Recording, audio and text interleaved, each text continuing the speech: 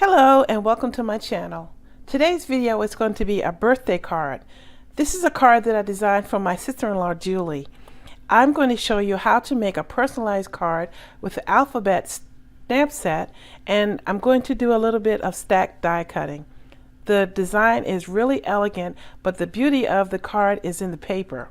And this is a really simple card to put together, and I hope that you will try it yourself.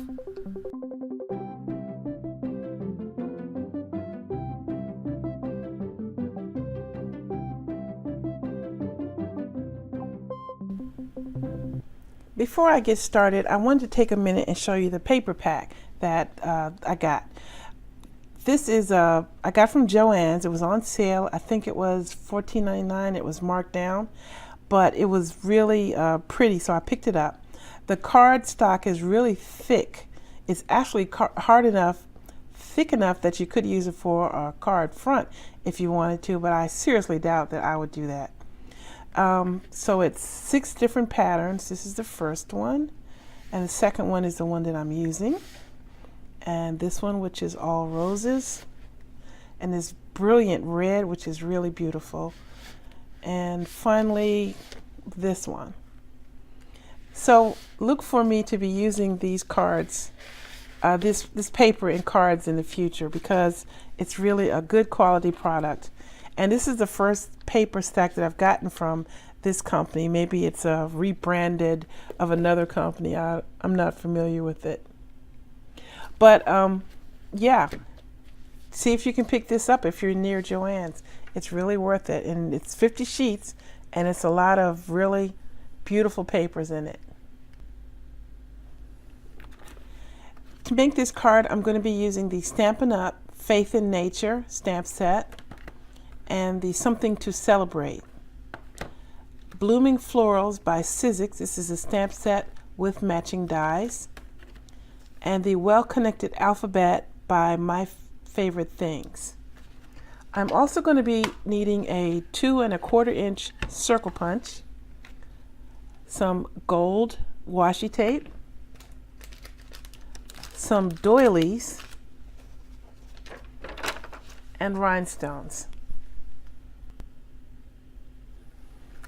Okay, I'm going to stamp the front sentiment and the flowers first.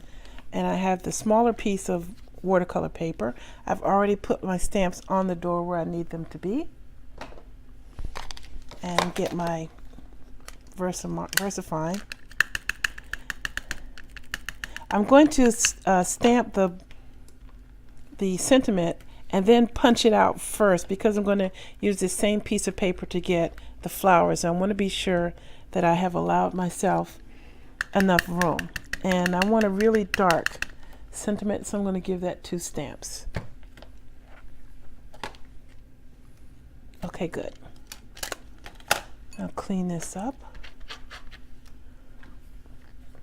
and get my circle punch, and carefully, because this is still a little wet, punch it out. Now you want to punch it out so that it's a little bit up and to the left.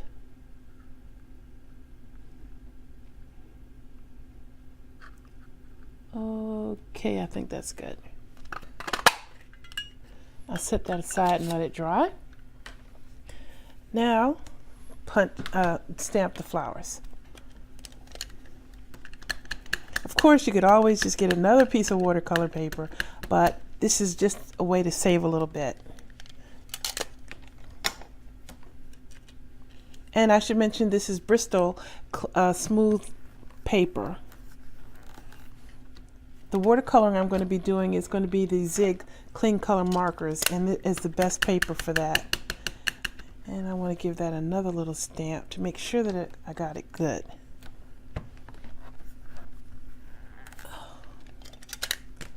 All right, how do I do? Okay, darker. This design is really very fast. The longest part is going to be the watercoloring, but even that's going to be fast. So I just need those to sit and dry a little bit. Meanwhile, while I let that dry, I'm going to work on the personalization here. So I've taken all the letters that I need and I put them on this block so I have them all in one place and nothing gets lost. So I'm going to get a ruler and a pencil, and using my grit mat, I'm going to make a line halfway through this 1-inch strip. And you're going to do this really light because you're going to erase this later. You're just going to use this line to help line up the letters so that they're not going all over the place. So it's very light. Okay, bringing in my stamp mat, and I need another small block, and starting off with that J.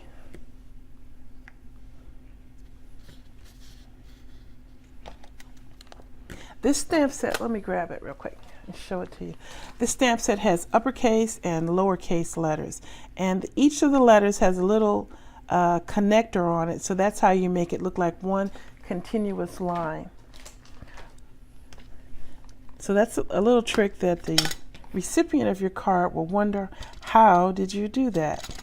So that's your little secret. You don't have to tell that. So I'm going to lean in. If my head comes in, I'm sorry, because I really need to be sure that I'm getting all the letters connecting. Okay, and now we need the U.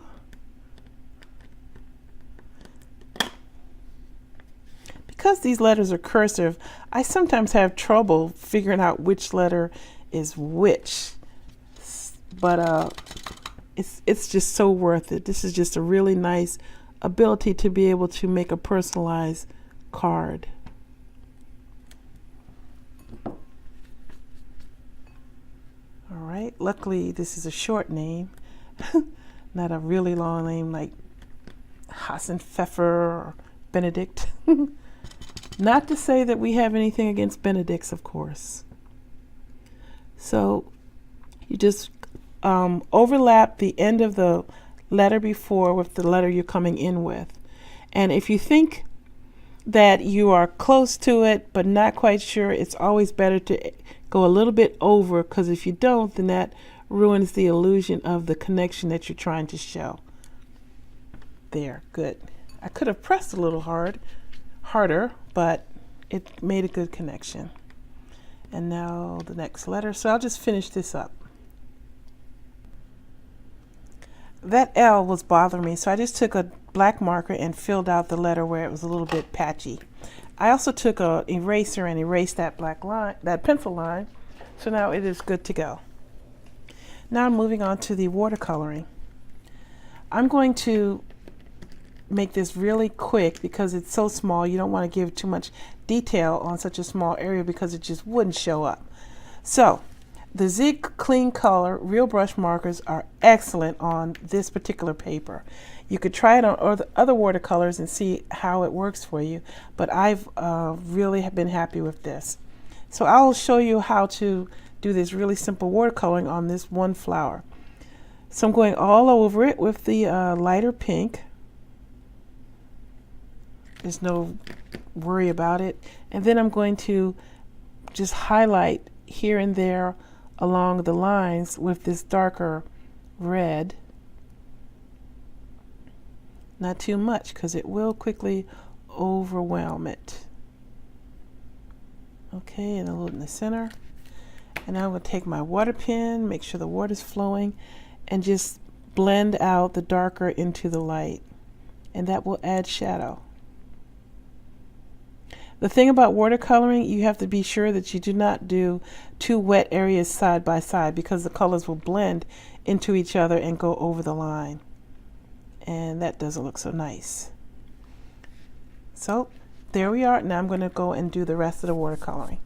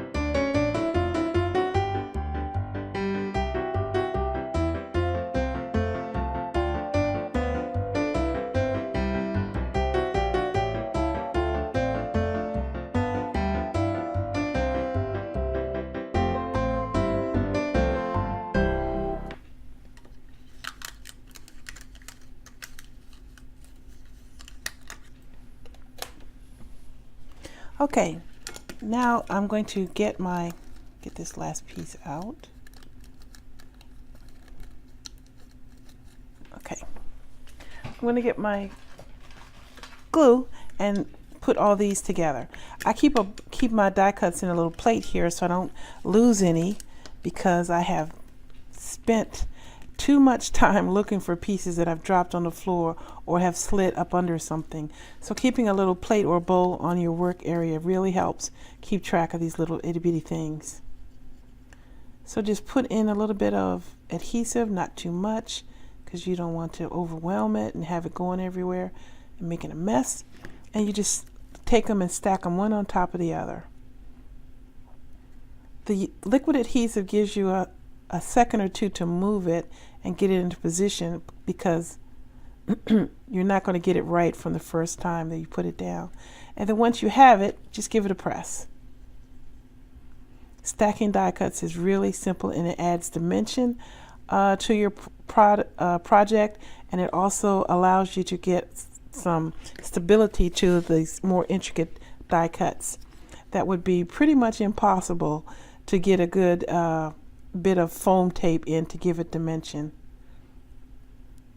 You could use fun foam, but sometimes that doesn't look so nice either. So stacking these intricate die cuts is really an easy thing to do, and it adds a lot of beauty to the final product. Jennifer McGuire has many videos where she's showing you techniques on how to do this in more detail than I'm doing here. She can show you how to do partial die cuts also, and some of them are really great skills to add to your repertoire. So I will link to her YouTube channel down below also. So just like that, ready to go. You just want to give it a good press and put something heavy on it for a moment and let it set up. Now the rest is just going to be assembling everything. So I'm going to let the music play and put the card together.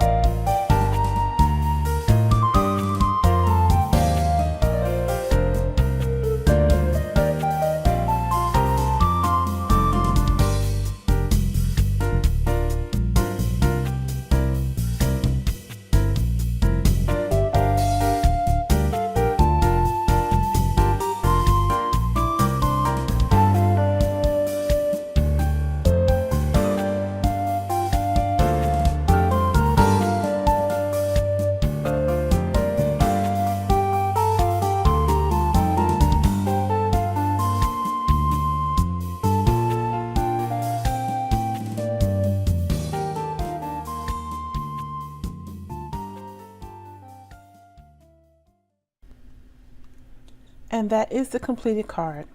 It was really easy to do, and it went together really quick. And I hope that you will try to get your hands on that stamp set. Let me bring it back. Well Connected Alphabet. There are several different styles of connected alphabet. Christina Warner had a really pretty one that she designed. You can check on her blog for links about that. And Personalizing a card can be really simple. If you didn't have this or any other one, you could always print what you needed on a laser printer or an inkjet and then just trim it and make it fit that way. I'd like to thank you for watching this video. Please hit that subscribe button, and I'd like to thank everyone who's leaving positive comments for me. I read everything and reply. I really appreciate all of the feedback. I'd like to thank my brother David for the music, and I hope that you're enjoying it.